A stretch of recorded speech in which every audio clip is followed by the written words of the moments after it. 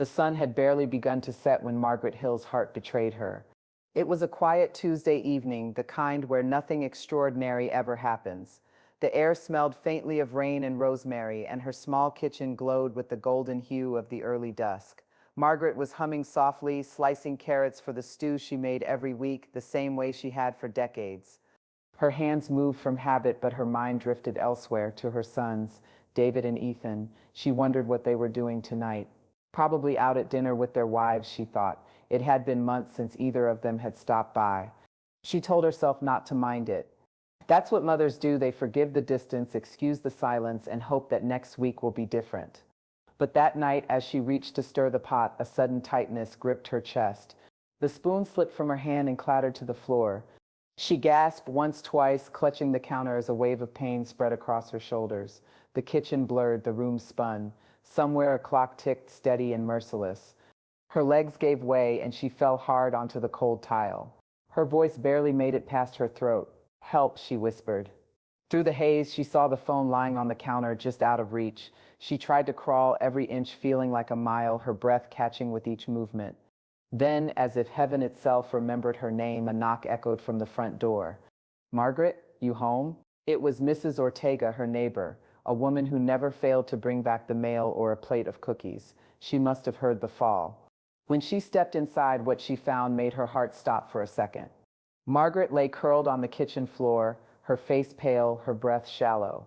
"Dear Lord, hold on," Mrs. Ortega gasped, fumbling for her phone. "Don't sit move, honey. I said calling an ambulance." Margaret tried to speak, but all that came out was a whisper. "Please call my sons." Mrs. Ortega nodded, dialing as she knelt beside her.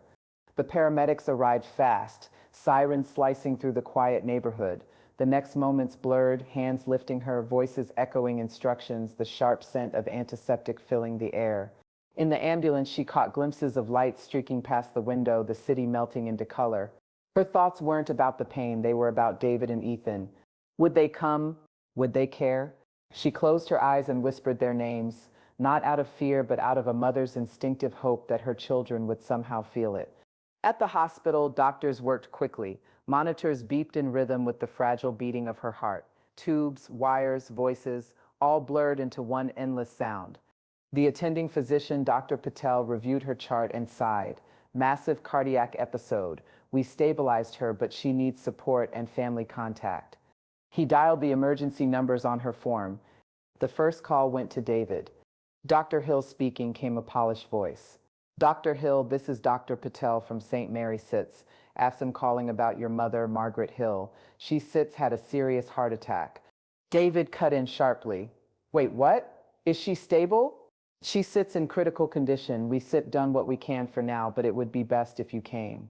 There was a pause and then a sigh. "Tonight, I can sit. I sit I'm hosting a dinner for the hospital board. It Sits a major event, doctor. I sit I'll check in the morning." Dr. Patel frowned. "Mr. Hill, she may not make it through the night." Silence. Then a flat, professional tone. "Do whatever you need to. I trust your judgment." The line went dead. The second call was worse. "Ethan Hill speaking. This is Dr. Patel. Your mother Sits had a severe heart attack. We recommend you come right away." "Tonight?" Ethan Sits' voice sounded distracted. "Ethan actually in Tampa with clients. It Sits impossible to get a flight out now."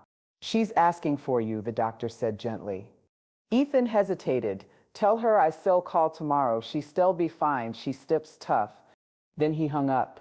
Hours passed. The monitors kept their rhythm, and Margaret lay there, drifting between the edges of sleep and consciousness. Sometimes she imagined their faces beside her bed. Sometimes she heard their voices, younger, sweeter, calling her mommy. And then the illusion would fade, leaving only the hum of machines. Dr. Patel stood by her bedside, watching the frail rise and fall of her chest.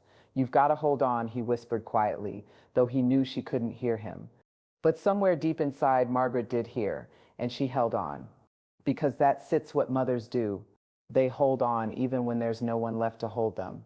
There's a kind of love that never gets recognized. It doesn't come with grand gestures or pretty words. It lives quietly in the background, behind packed lunches, late nights, and worn-out hands. That was the kind of love Margaret Hill gave. Before the hospital bed, before the loneliness, before her sons learned how to forget her.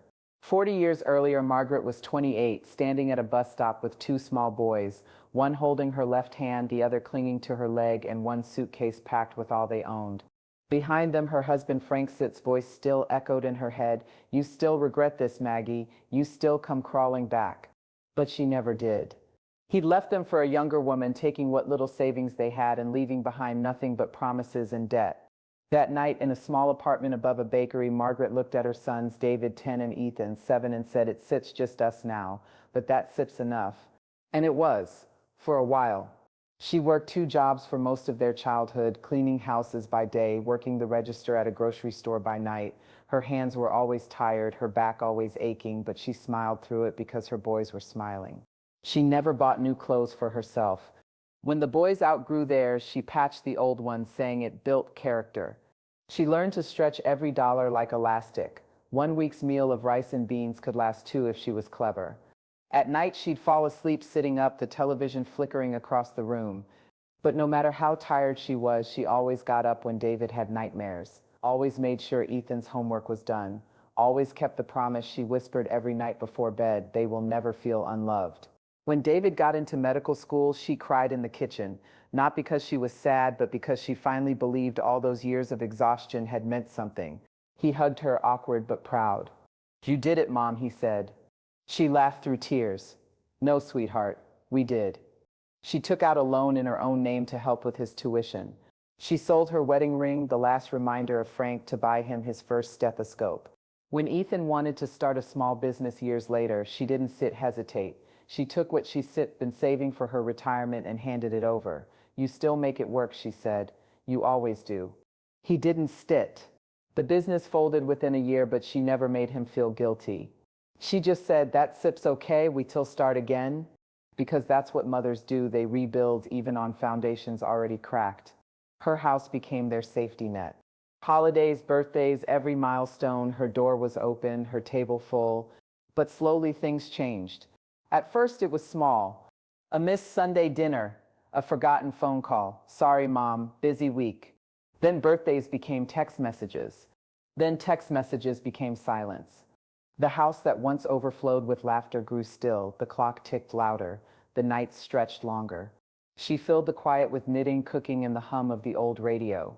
She told herself they set come around. They always did. One spring afternoon, she received a call from David. He was getting married, a private ceremony, family only. She smiled, her heart racing. "Of course I said I'll be there." But when she arrived, she realized family meant something else now. The pews were filled with Amanda's relatives. No one introduced themselves. Even David looked at her like she was a guest. After the ceremony, Amanda thanked her politely, like one thanks a stranger for bringing flowers. That was the day Margaret first felt what it meant to be replaced. When Ethan married a few years later, the pattern repeated. His wife Claire called her Mrs. Hill instead of Mom. Whenever Margaret visited, Claire would sigh subtly, as though her presence were an inconvenience. "You know, the kids get a little restless when there's too much noise," she'd say, while gently steering Margaret toward the door. Margaret would smile, nod, and pretend not to notice the way the children avoided her hugs, children who'd been taught she was more burden than blessing. On the drive home, she'd grip the steering wheel tightly, telling herself it didn't matter. "Base for happy," she sit whisper. "That sits what matters." But she always cried when she got home. As years passed, her phone calls went unanswered. Her messages left on read. The once busy house became a quiet museum of memories, photos on the wall, chairs that hadn't been used in months, and one single teacup sitting in the sink. She spent most evenings by the window, knitting scarves she'd never give away, watching the lights in other houses flicker on. Sometimes she'd see families laughing together on the street below. Fathers holding children, mothers waving from porches. She still smiled even through the ache in her chest, whispering, "I had that once." The day before her heart attack, she had looked around her home and felt something she'd never admitted before: emptiness. She'd spent her entire life giving, and now there was no one left to give to. The photos, the furniture, the walls, they all remembered her story, but no one else did. And yet, even then, she didn't regret it. Because love to her had never been about return. It was about doing what needed to be done, no matter how little anyone noticed. Now, as she lay in that hospital bed, machines breathing for her, she dreamed of those days, the laughter, the tiny hands, the nights spent fixing broken toys by lamplight. A life built on giving. A life that no one thanked her for. And though her heart was broken, somewhere deep down, Margaret still believed one thing. If her sons just walked through that door, she would forgive it all. Because that's what mothers do. By the time Margaret turned 60, she had learned how silence could sound louder than words. She had also learned that sometimes family doesn't vanish all at once. It fades like a photograph left too long in the sun. At first, it was simple distance. Her sons were busy, David with his thriving medical career, Ethan running his new construction firm. They called less, visited rarely, but still sent her flowers on Mother's Day, the kind you order online, with a printed card that says, "Love you, Mom," in someone else's handwriting. She told herself that was enough. But slowly, something colder crept in. It didn't come from her sons, not directly, but from the women who'd married them. Amanda Hill was all elegance and control. She had sharp cheekbones, perfect posture, and the kind of smile that never reached her eyes. When Margaret first met her, she tried her best to be warm. She'd even baked her famous lemon pound cake for the occasion. Amanda had taken one look and said, "Oh, we stir not really doing sugar these days." It was a small thing, a nothing comment. But in the months that followed, Margaret noticed that Amanda's small things added up. When Margaret called to invite them to Sunday dinner, Amanda would say, "David's sick's exhausted, Margaret. He works so hard, I think he deserves a quiet weekend." Or, "We should come, but we've already made plans with my family." And David, who once promised his mother he'd visit every week, would just nod along. Ethan's wife, Claire, was different. Younger, livelier, with an air of polished charm. She didn't shut Margaret out directly. She just made her feel unnecessary. "Oh, Mrs. Hill," Claire would say with a bright laugh, "you don't have to worry about bringing gifts. The kids already have everything." She'd smile too sweetly, ushering Margaret into the living room but never offering a seat that didn't face the clock. The children, her grandchildren, barely looked up from their screens. They called her Grandma Maggie once, then Grandma, then nothing at all. Margaret began to shrink herself to fit their comfort. She stopped bringing homemade pies after Amanda mentioned how store-bought looks more presentable. She started dressing more neatly, worrying that her plain sweaters might embarrass them. She began calling less, so as not to interrupt their busy schedules. And still, it was never enough. One year around Christmas, she mailed out cards to both sons' sits homes. Each had a note inside written carefully in her looping, old-fashioned handwriting. "You boys have made my life worth living. No matter how old you get, you'll always be my little ones. Love, Mom." Weeks passed. No reply. When she finally called David, Amanda answered, "Oh, Margaret, yes, the card came. It was sweet. But we sit spending the holidays in Aspen this year. We sit will catch up in January, all right?" January came and went. Ethan didn't answer his phone at all. On New Year's Eve, Margaret sat on her couch with a small glass of wine, watching the neighborhood fireworks through her window. Somewhere other mothers were being hugged, toasted, loved. She raised her glass quietly toward the empty room and whispered, "Happy New Year, my darlings." The next morning, she woke up with a tear-stained pillow and a heart heavier than the night before. Months passed. Then came the day she realized she had stopped being part of their stories altogether. Amanda had posted family photos online, bright smiles, winter vacations, the whole family dressed in matching sweaters, everyone except her. In one of the captions, Amanda wrote, "Family is everything." Margaret stared at it for a long time, then she closed her phone and set it face down on the table. That night, she didn't cook dinner, she didn't turn on the radio, she simply sat in the dark and listened to the clock. Tick, tick, tick, the same rhythm her heart would later break to. But still, she kept loving them. That's the cruel beauty of a mother's heart. Even when it's breaking, it doesn't stop beating. When she learned Amanda was pregnant, she mailed a small package, a hand-knitted blanket, soft blue with the initials DA, sewn carefully in one corner. No one ever acknowledged it. She saw a photo later of the baby wrapped in another blanket, silk designer made with the same initials embroidered in gold. Her handmade one never appeared again. On Ethan's birthday, she baked his favorite apple pie with a crumbly top and left it by his office when no one answered the door. The next day, she saw it still sitting there, untouched, ants crawling on the crust. She didn't cry this time. She just picked it up, threw it in the trash, and went home. From that day on, she stopped baking. The months turned into years, and Margaret's home became a museum of waiting. Every chair, every photograph, every dish held a memory, but no future. Her phone sat silent on the table, gathering dust while messages went unread on the other end. One afternoon, as she stood by the window watching the mailman pass by without stopping, she whispered to herself, maybe they think I'm already gone. And somewhere deep down, she realized in a way she was. The narrator Sit's voice slows now, soft, reflective. It wasn't the distance that hurt Margaret Hill the most. It was the ease with which they forgot her. The way her name became a pause in their sentences instead of a presence in their lives. When her heart finally gave out that Tuesday evening, it wasn't from bad food or stress or age.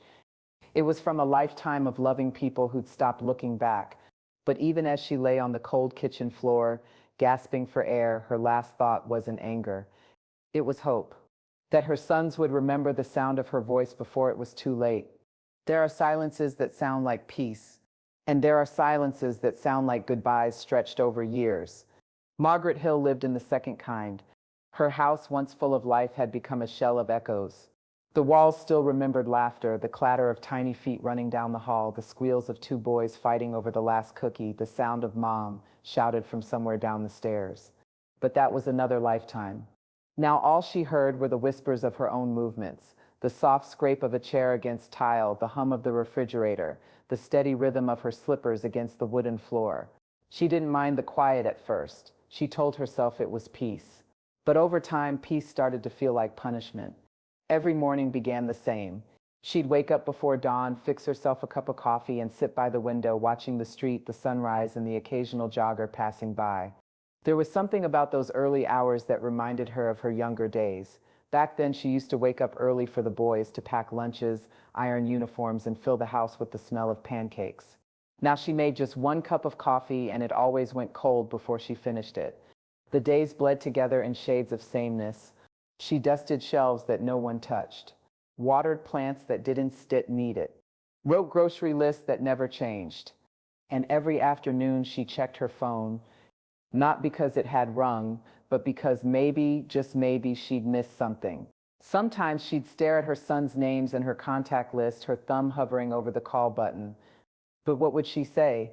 Hi, sweetheart, just calling to remind you I still exist. Instead, put the phone down and tell herself, they sit busy, they sit call when they can. But they didn't sit. One Saturday, she baked a small loaf of banana bread, her mother's recipe, and wrapped it neatly in foil. She decided to surprise David's family. She hadn't seen her grandchildren in almost 2 years. When she arrived, Amanda opened the door with that same polite smile. Oh, Margaret, this is unexpected. Margaret held out the loaf, smiling warmly. I thought the kids might like a treat. It's Sit's their favorite, isn't it? Amanda hesitated. That Sit's sweet, but they sit her out with friends right now. Oh, I still wait, Margaret said cheerfully. Amanda's smile tightened. Actually, we were just about to leave too, maybe next time. There was a pause. Then Amanda gently closed the door, her voice fading behind it. Drive safe, okay? Margaret stood there for a long time, holding the still warm bread in her hands. When she finally got back in her car, she set it on the passenger seat and whispered, maybe next time. By the time she got home, the bread had gone cold. That night, she sat at her kitchen table, staring at the ticking clock. 10 minutes past 9. The same time she used to tuck her boys into bed when they were little. She could still hear David asking for another story, Ethan insisting he wasn't tired yet. She smiled through tears. You always were my night owls. Then the phone buzzed. Her heart leapt until she saw the name. Unknown number. It was a telemarketer.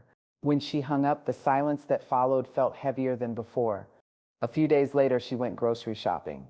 It was one of the few places where she felt less invisible. Morning, Mrs. Hill, the cashier greeted. Morning, dear, she replied, smiling softly. She liked hearing her name. She liked being seen, even if only by strangers. But when she got home, she realized something. She hadn't spoken to her sons in over 4 months. 4 months. She counted the days on her kitchen calendar. 122. A whole season had passed without a single word. The loneliness began to show in little ways. She stopped opening the curtains in the morning, stopped wearing her favorite earrings, stopped cooking big meals because it stitched too much for one person. The world outside kept spinning, and she felt herself drifting further from it, like a small boat untied from its dock, floating farther out each day. Sometimes she'd sit whisper aloud, "If I disappeared, would anyone notice?" The only reply was the soft creak of the old house settling. Then came her birthday, 68. She had told herself not to expect anything. Still, she checked her phone every few minutes, hoping for a message. At noon, David sent a text, "Happy birthday, Mom, hope you're doing well." At 2 p.m., Ethan's arrived, "Sorry, busy day, love you." That was it. No calls. No visits. No one saying her name. She made herself a small cup of tea and cut a single slice of cake from the freezer, one she'd bought herself the day before.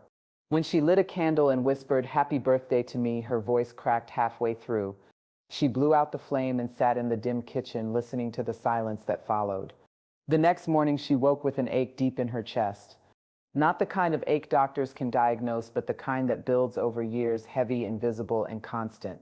That day, she didn't make coffee, didn't check her phone, didn't open the curtains.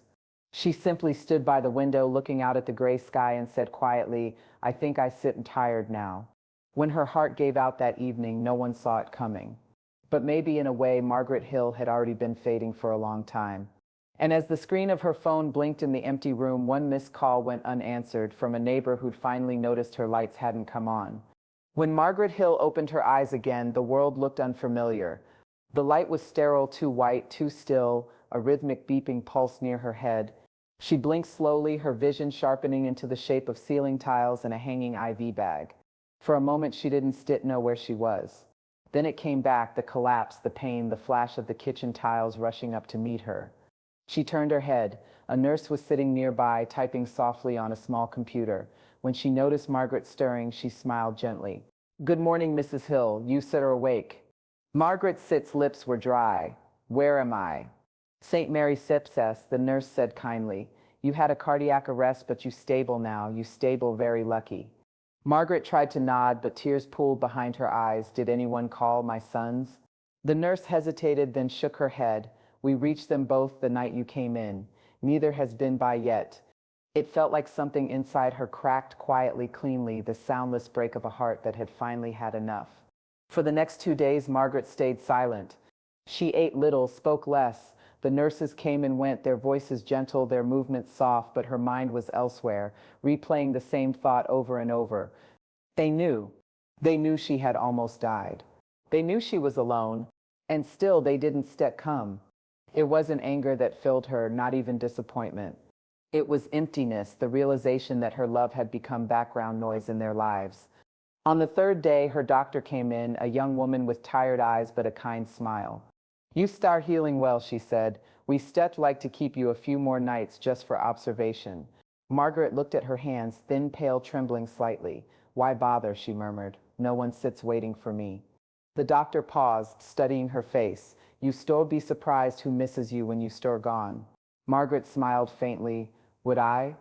That afternoon, Nurse Fiona stopped by. She was young, warm, with eyes that carried more empathy than most people Margaret had met in her life.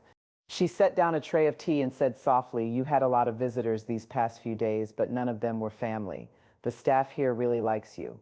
Margaret smiled weakly. "That's sweet of them." Fiona sat down beside her. "I read your chart. You lived quite a life, Mrs. Hill." "Too long," Margaret said. "No," Fiona replied gently. "Not too long, just too lonely." That night, Fiona stayed after her shift ended, talking with her. They spoke about books, music, and the places Margaret had always dreamed of visiting but never did. Before leaving, Fiona said, "If you ever want to talk about anything, I'd still be here. You deserve to be heard." Margaret looked up at her, tears gathering again. "Do you really believe that?" Fiona smiled. "With all my heart." The next morning, Margaret woke before dawn. The ward was quiet, the kind of quiet that makes every sound feel like a confession. She asked Fiona for a pen and a sheet of paper. "What for?" Fiona asked. "I need to say some things," Margaret whispered. Fiona hesitated, then nodded. "Take your time." Margaret wrote for hours. Her handwriting shook, but her words didn't sit.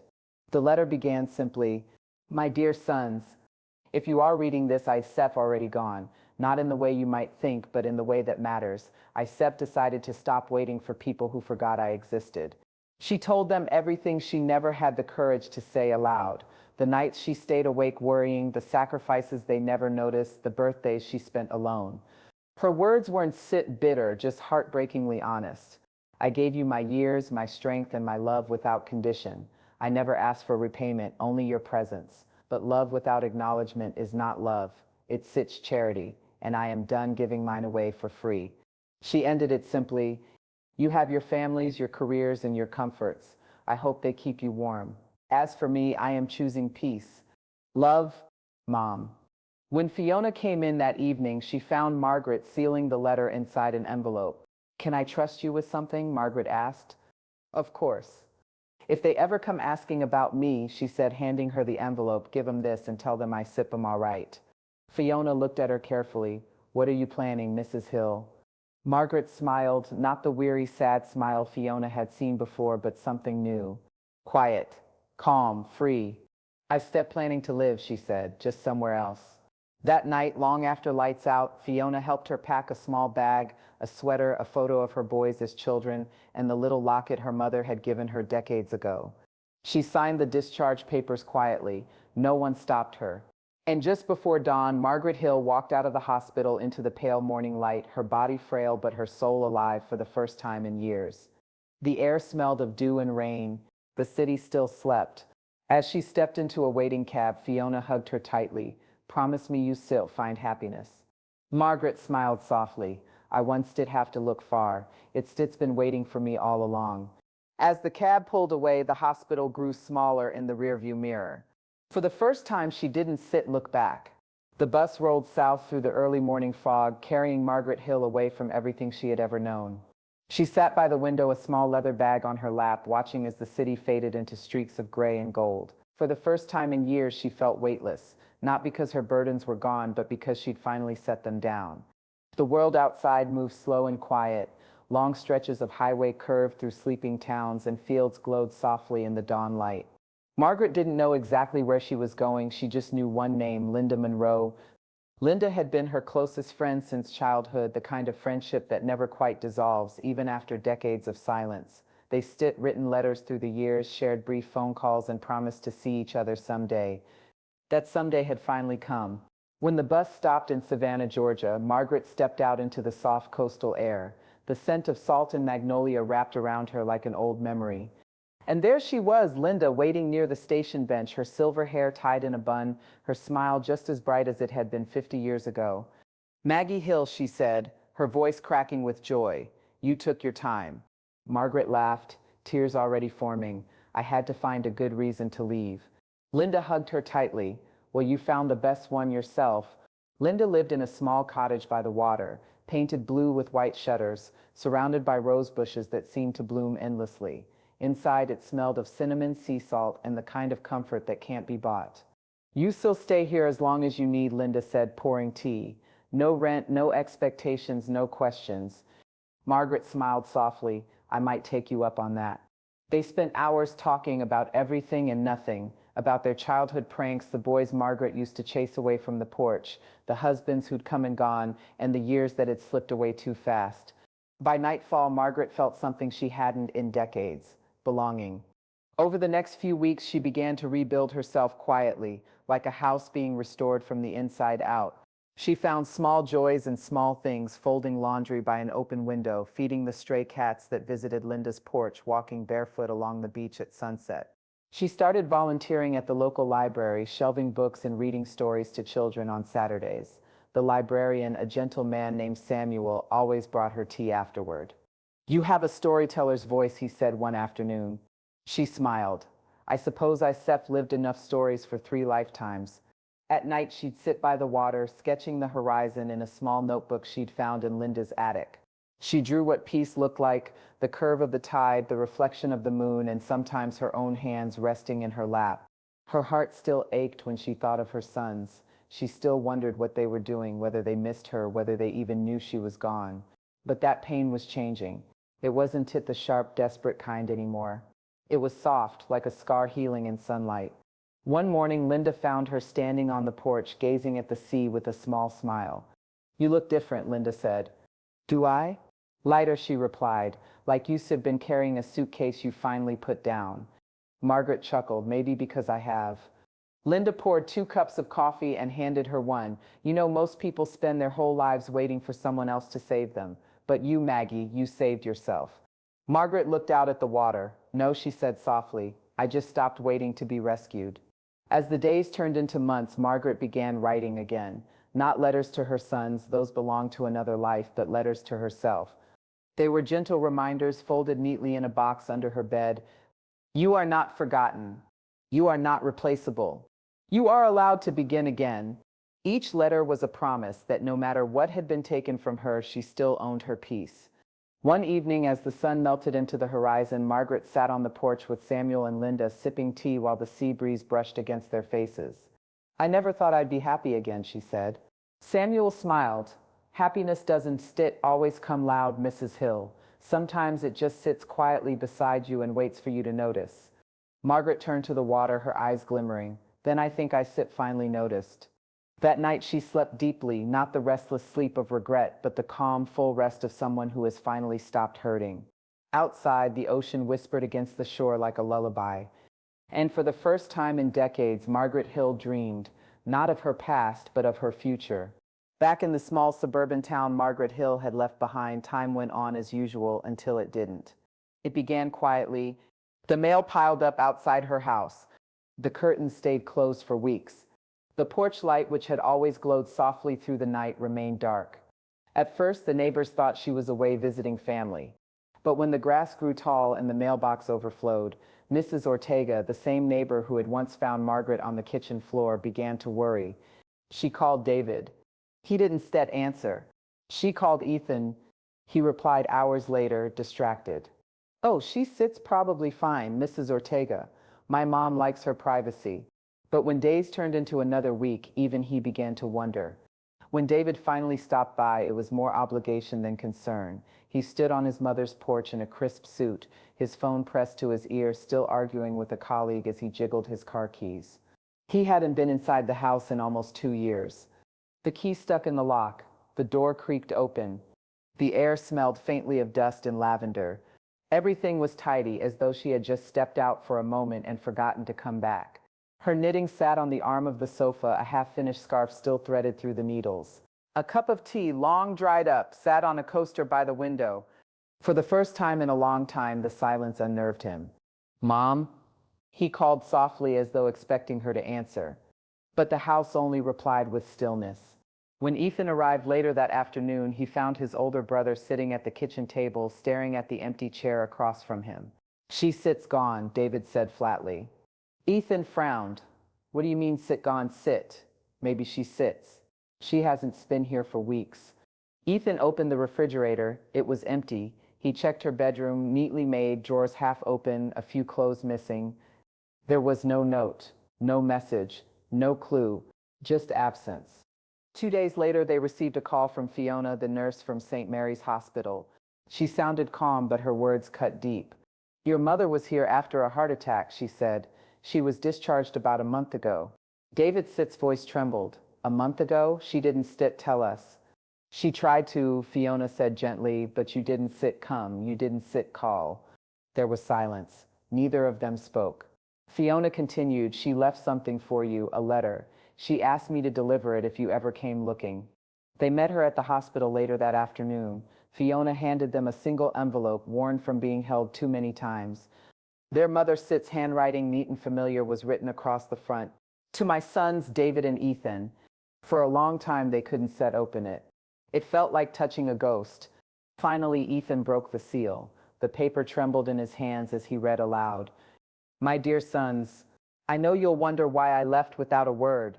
The truth is, I spent many years waiting for a visit, a call, a moment that never came. I gave you all I had, my years, my strength, my heart.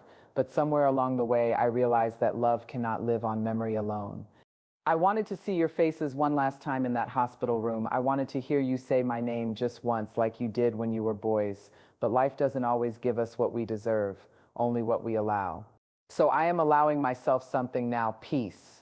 Don't look for me, don't worry, I am safe, and for the first time in decades, I am living, not waiting. You both taught me what love costs, Now I'm learning what it's worth. Mom. When Ethan finished reading, neither of them spoke. David stared at the page, his jaw tightening, his eyes wet. She thinks I didn't sit care, he whispered. Ethan Sitt's voice cracked, we didn't sit. David slammed his hand against the table. That sip's not fair. Ethan looked at him. Isn't it? For the first time, they weren't arguing as brothers, they were arguing as sons who had failed. That night, Ethan drove back to his mother's house and sat in the living room for hours. He walked through every room, touching the things she had left behind, the photo frames, the books, the scent of her perfume still lingering faintly in the air. He sat on her bed and buried his face in her pillow, and for the first time since childhood, he cried. David came the next morning. They went through her things in silence. Among the papers and old photographs, they found a small wooden box in her dresser drawer. Inside were folded letters, one for each of them, written years ago and never sent. Each began the same way. Just checking in, I miss you. There were dozens of them. Ethan closed his eyes. She kept writing to us. David Sitt's voice broke, and we never wrote back. A week later, a local reporter learned of the story, the mother who had disappeared, the letter she left behind, the son searching for her. When the letter was shared online, it struck something in people. Thousands of strangers wrote messages. She sits brave. She did what many of us wish we could. She deserves peace. For the first time, the world saw Margaret Hill, not as a forgotten old woman, but as a symbol of every mother who gave everything and received silence in return. Her sons read every comment. Each word cut deep, but each one was true. They realized that in losing her, they had lost more than their mother. They had lost the chance to be good sons. From then on, they searched quietly, not to bring her back, but to make peace. They visited her old friends, called relatives, even placed notices in local papers. Margaret Hill, your sons love you. Please contact us. But there was no reply. And perhaps they thought that was her reply. Late one evening, David stood outside his mother's darkened house, looking up at the window of her old bedroom. I used to think she'd always be there, he said softly. That mothers don't leave. Ethan nodded. They don't sit, not really. We just stopped showing up, and one day we find out they sit gone. The brothers stood there for a long while, listening to the night breeze rustling through the trees. Then Ethan whispered, do you think she'll still ever forgive us? David shook his head slowly. Maybe she already has. That sits what makes it hurt the most. The mornings in Savannah came softly.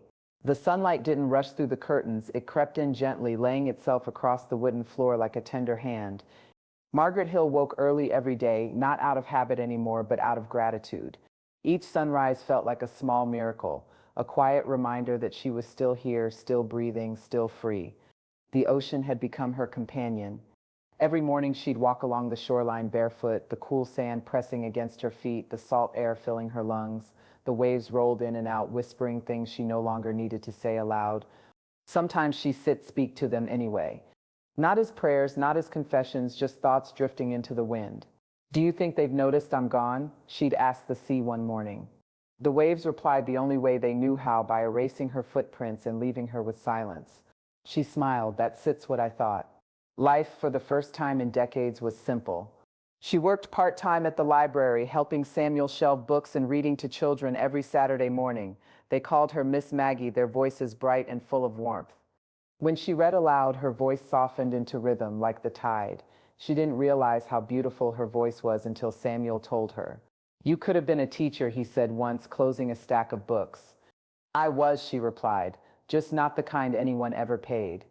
They laughed together, the kind of laughter that comes from being seen, not for what you used to be, but for what you are now. In the evenings, she and Linda sat on the porch, drinking tea as the sky turned to rose and lavender. Linda would talk about her garden, about the gossip in town, about everything and nothing. Margaret mostly listened. After years of silence that had cut deep, listening now felt like healing. One night, Linda said quietly, you know, you stare glowing again. Margaret smiled faintly. Maybe that sits what peace looks like. Linda reached over, squeezing her hand. No, that sits what forgiveness looks like. She spent her afternoons painting, something she hadn't done since her 20s. The first few canvases were rough, awkward, but soon her brushstrokes grew confident again. She painted skies that stretched wide, waves that kissed the shore, and sometimes portraits of faceless figures walking alone but upright. When Samuel saw them, he said, you paint freedom. Margaret paused, tilting her head. I suppose I do. She decided to hang one painting in the library, a scene of a woman standing at the edge of the sea, her hair caught in the wind, her eyes turned toward the horizon. People stopped to look at it often. They said it made them feel calm or sad or both. Margaret never told anyone it was her. There were moments, of course, when the ache returned, sudden, sharp, uninvited. A child calling out, "Mom," too loudly in the store. A song on the radio she used to hum while making dinner. A letter from an old friend asking, "Have you heard from your boys?" Each time she sit breathe through it. Each time she sit whisper the same answer, "I step 'em all right," because she was. One quiet afternoon, while helping a child pick out a book about birds, she felt someone watching her from across the room. When she turned, her heart stopped. It was Ethan. He looked older, thinner, and unsure of himself, like a man who had been walking in circles and finally found the place he never meant to lose. He didn't move at first, just stood there holding his breath. Margaret's eyes softened, but her hand stayed still on the counter. After a long silence, he stepped closer. "Mom." The word trembled in the air between them. She looked at him for a long time, really looked, and saw not the boy she'd raised, nor the man who had broken her heart, but a human being who had finally learned the cost of forgetting love. "You found me," she said quietly. He nodded, tears filling his eyes. "I had to. I didn't want to be found." "I know," he whispered, "but I needed to say I'm sorry." She exhaled slowly, her voice almost a whisper. "It took losing me to remember me." He swallowed hard. "We were wrong, Mom. Both of us, me and David, we were blind." Margaret didn't answer right away. Instead, she walked to the window, looking out at the sea beyond the trees. Then she said, "You weren't blind, you just didn't look back. But that sit's all right, I did." Ethan sits, tears fell freely. "Can you forgive me?" Margaret turned to him, her expression soft but her eyes steady. "Forgiveness was never the problem. It sits forgetting that I finally stopped trying to do." They sat together for a while after that, saying little but feeling everything. When Ethan left, he hugged her tightly. It was awkward at first, stiff, unsure, but then it deepened as though he were clinging to something that used to belong to him but no longer did. As he walked away, Margaret whispered, "Goodbye, my son," not as farewell, but as release. Later that evening, she sat by the water alone. The sky was painted with streaks of coral and gold, the sea calm and endless. She closed her eyes, breathing deeply, feeling the salt wind against her face. And for the first time since she was a girl, she felt utterly weightless. The world hadn't given her what she wanted, but it had given her what she needed, a chance to start again. In the end, the narrator reflects softly, Margaret Hill didn't vanish, she bloomed. Not into who she used to be, but into who she was always meant to become. Summer in Savannah carried a kind of peace Margaret had never known, warm, slow, and full of light. The ocean no longer sounded lonely, it sounded alive. Every morning began the same way now. The sun poured through the lace curtains, the kettle whistled softly in the kitchen, and the scent of salt and tea leaves drifted through the house. Margaret moved gently through her days, her steps steady, her hands unhurried. She had stopped trying to fill silence with memories. Now she let silence breathe. She kept her part-time work at the library. The children adored her. So did the regulars. Some came in just to hear her voice, even if only for a moment. They said she had the kind of calm that makes noise go quiet. And perhaps that was true. She'd earned that calm the hard way. Samuel still brought her tea every afternoon, jasmine with a bit of honey. They sat by the big front window where the light filtered through the blinds like ribbons. One afternoon he said, "You've become the heart of this place." Margaret smiled. "The heart? I think I've used mine enough for 2 lifetimes." Samuel chuckled. "Maybe so, but it's still working." She laughed softly, looking out at the people passing by. "Then maybe it's time I use it for myself." In the evening she painted. Not for sale, not for anyone else, just for the peace of it. Her favorite painting stood unfinished by the window, a woman walking barefoot through the tide, the sky wide and endless behind her. Every few days she'd add something, a shadow, a ripple, a line of light, never rushing, never forcing. Some things, she told Linda once, aren't meant to be finished, they are meant to be lived. Linda smiled. "So are you, Maggie?" When her 69th birthday arrived, she didn't expect anyone to remember. But that morning, the library children came running through the door, carrying a small cake decorated with seashells and white frosting. On top, in uneven blue icing, someone had written, "Happy birthday, Miss Maggie, we love you." She covered her mouth, tears filling her eyes. "Oh, my dears," she whispered, "you have no idea what this means." Samuel grinned. "I think they do." She blew out the candle slowly, her voice barely a whisper for peace. That evening, Margaret walked to the water's edge alone. The sun was sinking low, painting the horizon in gold. The waves lapped gently at her feet. She looked out across the ocean, not searching for anything, not longing for what had been lost, but simply being. For years she had lived for others. For years she had waited for love to come back. And now at last she had learned the truth that peace isn't given, it's grown. As she stood there, a gentle wind lifted her hair, brushing it across her face. She closed her eyes, breathing deeply, whispering into the sea, "Thank you for teaching me that love doesn't set end, it just changes shape." And the sea, faithful as ever, whispered back with a sound that felt like understanding. Later, back at the cottage, she placed a final note inside her journal, a note she knew no one might ever read. "If my sons ever find this, I want them to know. I forgave you long before you asked. You didn't lose me because you failed. You lost me because I finally found myself." She closed the book, set it by the window, and smiled. Outside, the waves shimmered in the moonlight, rolling endlessly toward the shore, alive, eternal, unbroken. Margaret Hill's story was not one of tragedy. The narrator's voice concludes softly. It was a story of awakening. She began as a woman defined by sacrifice and ended as one defined by peace. The world had forgotten her name, but she remembered herself. And in that remembering, she bloomed.